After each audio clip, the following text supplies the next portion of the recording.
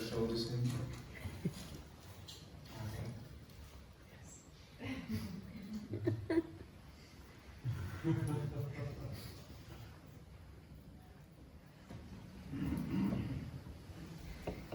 Thank you.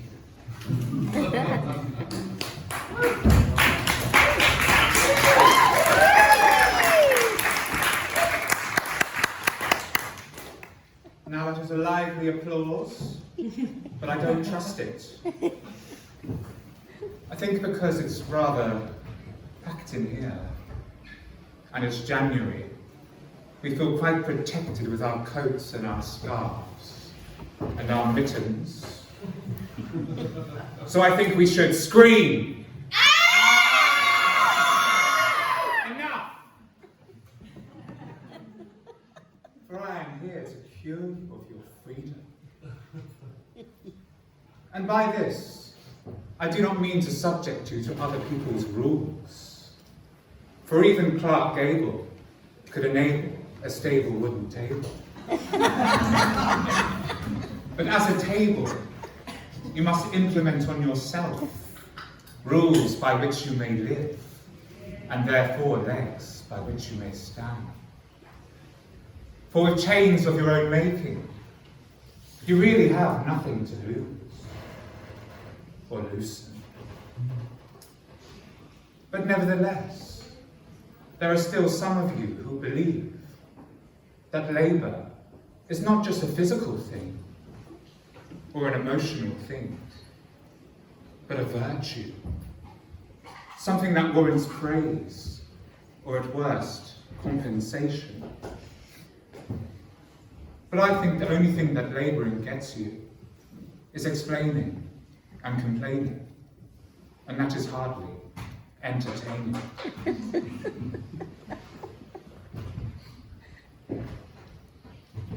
Now you, how are you feeling?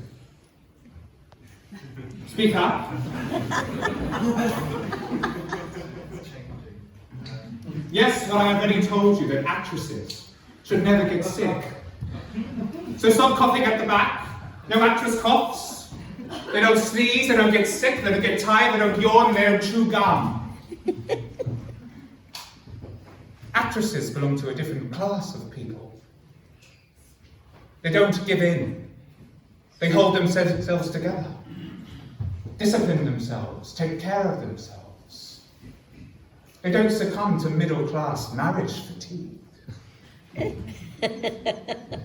Nor do they partake in small talk or baby babble. For you have chosen a profession in which you are going to be hurt to the blood. But to retreat from pain is death. So you mustn't sag. I cannot look out into the classroom and see a bunch of coats that have slipped off their hangers.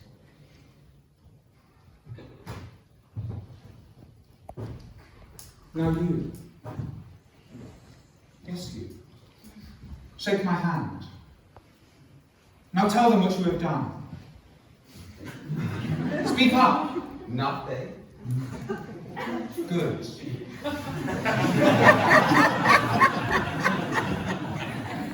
But did you notice the shyness?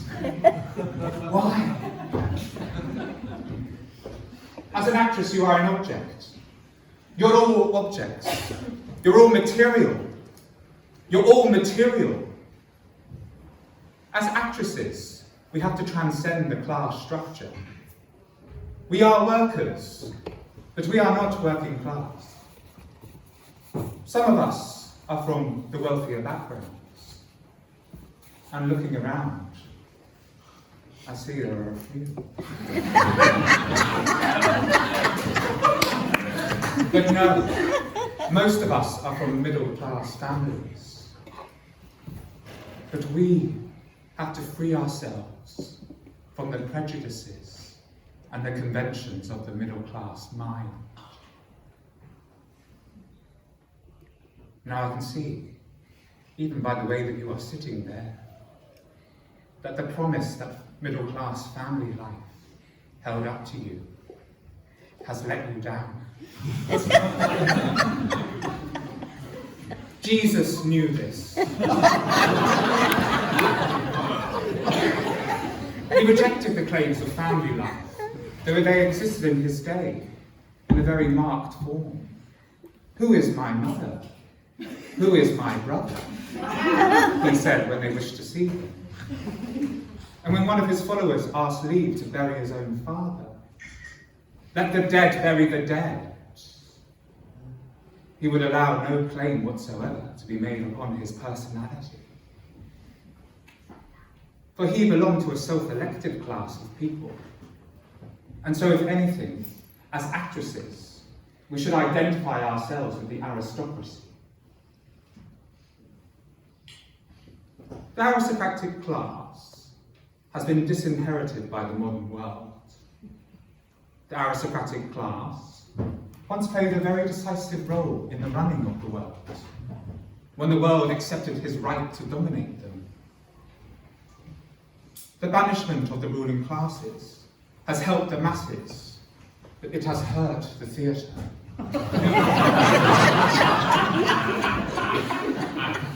Now, the theatre that I grew up in was not a place where actresses just wanted to play themselves, as so many of you do today. They didn't want to play characters different from themselves either. They wanted to play characters bigger than themselves. Now, the aristocrat lives in a world in which his things have been preserved for centuries. He was concerned with his rights, his duties, and above all, his pleasures. Now, the actress, as an aristocrat of the mind, lives in her ideas. Ideas are what playwrights are about. When you speak ideas, they become yours.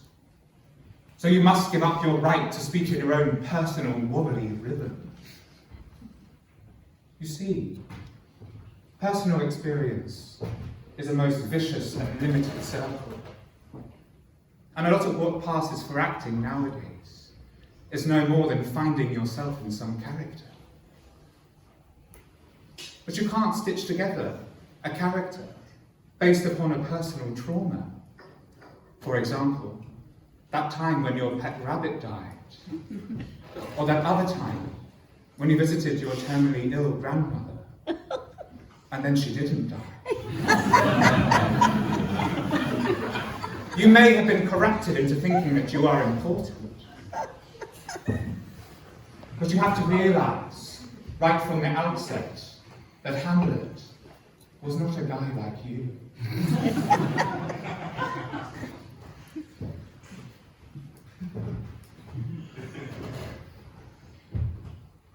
You see, the middle class arose from industrialization, and realism was firstly a middle class pursuit, which questioned the reality of why the middle classes are infected with a disease of inherited values.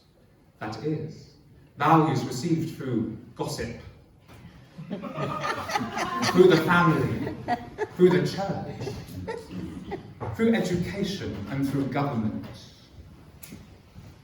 And as a result, it is these plays within this tradition that you as actresses nowadays want to deal with. But would you say that within these plays, there is the fundamental raising of the question, what is real? What do you think? Yes. I think not. I think they want to tell us what is real. But on a very simple level, you can say, the mirror is real. Reality is something you can see and touch. But realism is a craft. Mostly a rhetoric. But above all, it is a genre. And though you as actresses are objects, you don't value intimacy with objects. This is the mentality of today. Now, a paper cup is brilliantly designed. It's real to you because you can use it. The whole world can use it. It'll be used up and then thrown away. You see something, you use it, and then you throw it away. Subsequently, you see someone, and so on. Take as an example an exercise which is going to teach us the middle-class rhythm of seeing.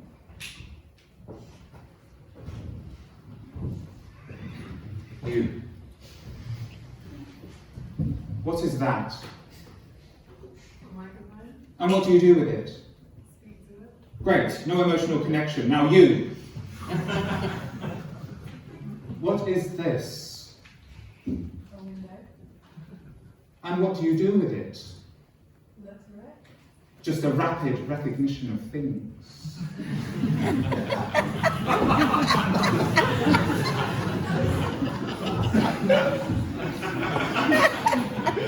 You see, the practical brings everything down to a level of sordid realism. You see, we're not interested in useless things anymore, though we regard decoration as a sort of use. But I am not asking you to build castles instead of high-rises. I'm not asking you to build anything. For the actress knows, never built, but therefore built forever. Now, you, would you say that this mirror is real? No. And why would you say that? Because there isn't a mirror.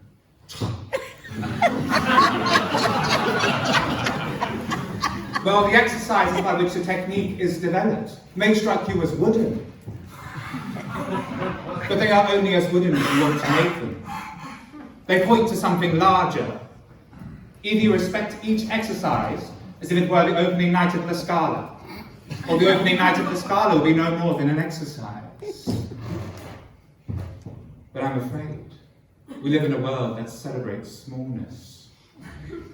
Am I exaggerating? Yes. Are there exceptions to this rule? Of course. Many exceptions? No. Queen Elizabeth I was married to England.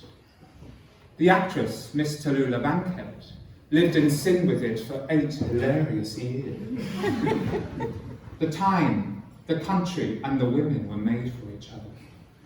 And in the 1920s, the British loved to be shocked.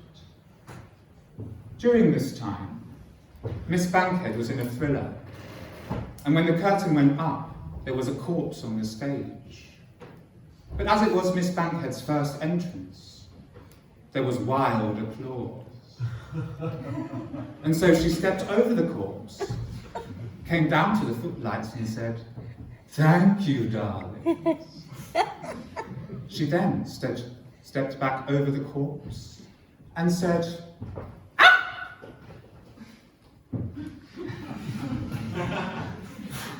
In any case, this isn't a kind of acting that we are used to seeing nowadays. I would go so far as to say that we are afraid of this kind of acting. But you learn through acting more than what you learn through life. But still, Meryl Streep learnt enough Polish to be in Sophie's Choice. And then she learnt enough Danish to be in Out of Africa. And then she learnt enough Jewish to be in Heartland. But the duty of a star is not to learn how to act. It is only her duty to glow. Now you, what is 2 + 2? 4. Now you've made that seem quite unremarkable. But you could also say 2 + 2 = 4. In a way which conveys that it is an idea that took 2 million years to achieve. It took civilization to make the clock. It took civilization to understand a piece of paper. But as I've said, we live in a world that celebrates smallness. But the platform you stand on is large. Only you are small. Until now. Thank you.